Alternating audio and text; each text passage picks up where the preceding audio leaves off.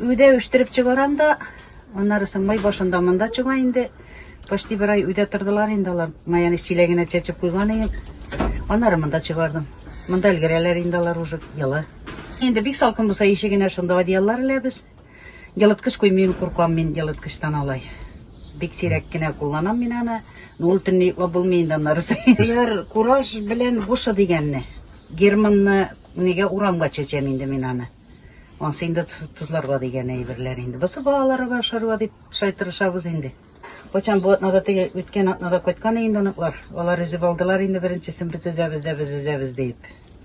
Üzünde üstürgen kibit kıyarı tegil indi. İkinci türlü kıyarının isi de var.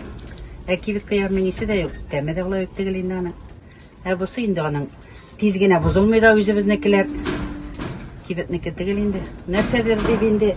Hazır indi bütün dünyada kibitte de var da famanda şul neyçektir üstüresi kile.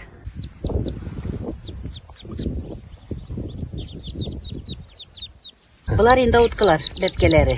Bular indi üzüm enilerinde, etilerinde üzüm asırıp, üzleri oturup çıkaralar. Bular keçe bugün çıkan lepkeler. Bir uyasız uğrarak indi, dağın bir iki uya çıkası var.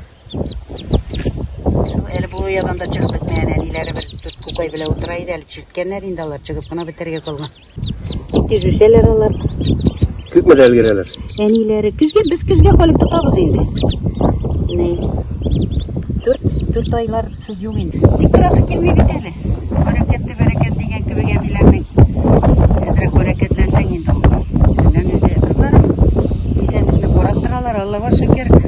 Olay. Bütün iş yapıp koydu buluşurlar. Min alay zorur bak çeşleri, soğanlar, çurtlarını min oturtırmayayım da oturtmayayım da onlar üzeri oturtalar.